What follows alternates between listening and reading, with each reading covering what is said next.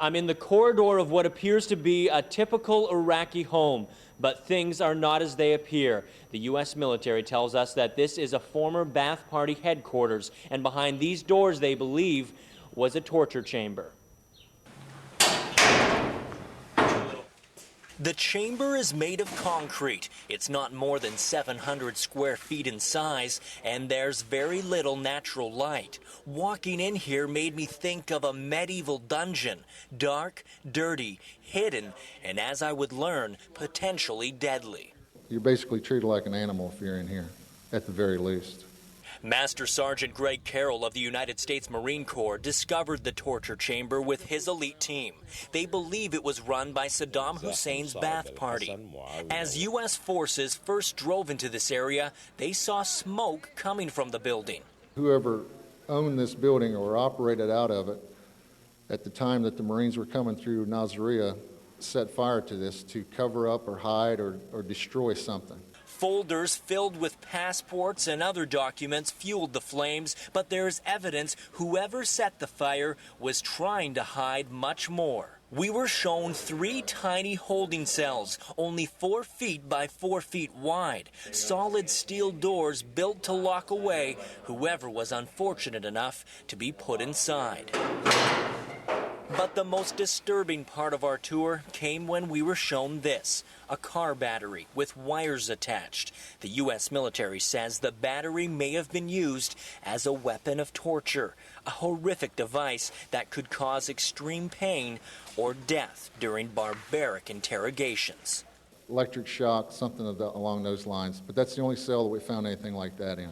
It's difficult to imagine exactly what may have happened in here, but anyone who would have been destined for the torture chamber is surely grateful it has now been destroyed. And joining us now from Baghdad is reporter Paul Boyd. Paul, give us an update, please, on the security situation there. Well, Deborah, security is improving every day. Day by day, the U.S. military continues to work with local Iraqi forces and also the emerging Iraqi military that they're trying to train and make sure that things are as safe as possible. On a personal level, you know, just when I start to feel comfortable, I hear another explosion. That said, as you can see, I'm not wearing a flak jacket. I generally feel safe, and I think most people are continuing to feel a little bit better about the security situation here. I know when you were out and about, you ran across a demonstration today in Baghdad. What were the people protesting for? The people there were protesting their fear that America is moving in to occupy Iraq. A lot of angry people, a lot of loud voices, but definitely nothing violent, and overall, they still appreciate what America's doing. And is day-to-day business life starting to come back to some sort of normalcy? Slowly but surely we're seeing things are getting back to normal in some of the surrounding areas within Baghdad, but right here in the city it's still very, very quiet. There are rumors that the main market downtown here will get up and running tomorrow, but it's a slow process, as you can appreciate. And what about any rumors on the search for Saddam Hussein? The rumors continue to swirl, but we do know that the Pentagon is putting out a cash reward, upwards of $200,000 for information leading to someone within the higher regime, and they're also hoping that people will come forward with information on weapons of mass destruction. This is a new initiative being announced today out of the Pentagon. We'll see if it turns up any leads, Deborah. Smashing through windows. Firing 21st century weaponry. Get down, get down, get down! It's part of the intense training for the Navy SEALs who took out Bin Laden. I wanted to find out, can a woman keep up with America's supermen? I'm firing with a .50 cal, the same type of weapon used to take out terrorists. Wow! Each year, about 1,000 guys try out for the Navy SEALs, but only 20% make it. There are no women in the SEALs. Let's go, let's go! I'm being trained by former Navy SEALs Don Shipley and Lilo Roberti at the Extreme SEAL Experience outside Norfolk, Virginia.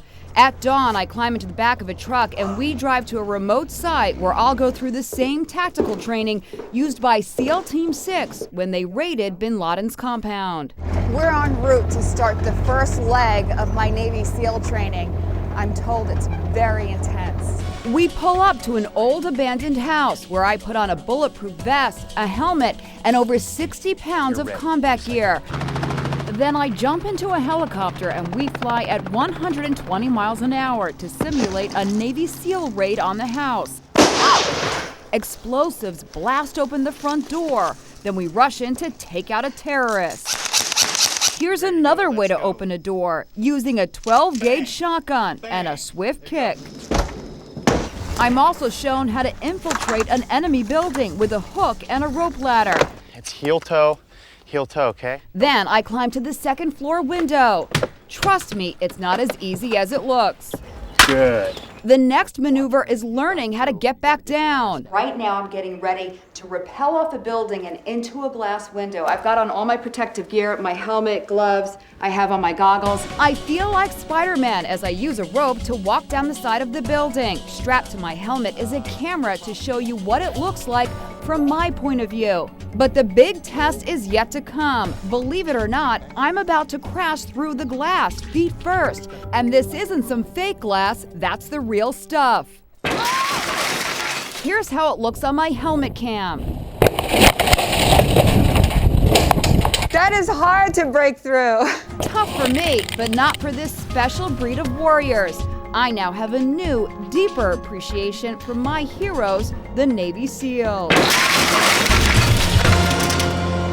Bust them, bust them, bust them! What does it take to be a Navy SEAL like the heroes who took out Bin Laden? Get your face in the mud! I found out today during the most grueling day of my life. Push-ups, ready, begin.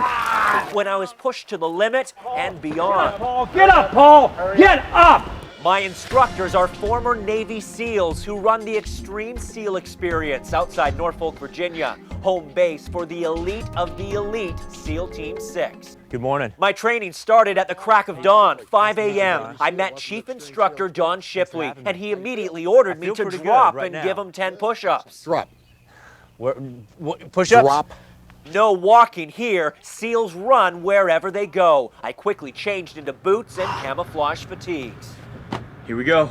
Then came punishing exercises that were only a warm-up for the brutal day ahead. Jumping jacks. 1, 2, 3, 1. Leg lifts. 4. I want to. Crawling on my belly. He looks like a flounder, guys. Way too much time in New York City.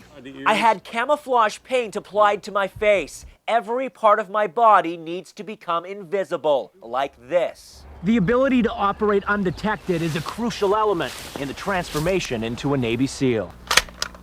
Next comes weapons training from instructor Lilo Roberti. He showed me the primary weapon for a Navy SEAL, the M4 carbine assault rifle. It's a 100% chance that this is the weapon that killed Osama Bin Laden. SEALs are proficient with all kinds of weapons. I was taught the double tap technique used to kill Bin Laden. 2 quick kill shots with a pistol. There you go. Then came the biggest test of all. Whoa! As the chopper zoomed into position over a river, I had to jump 25 feet into the water. My heart was pounding. Still wearing boots, I could barely move my legs as I swam through the freezing water, and dry land never looked so sweet. Cold and dripping wet, and my training was far from over. 1, down.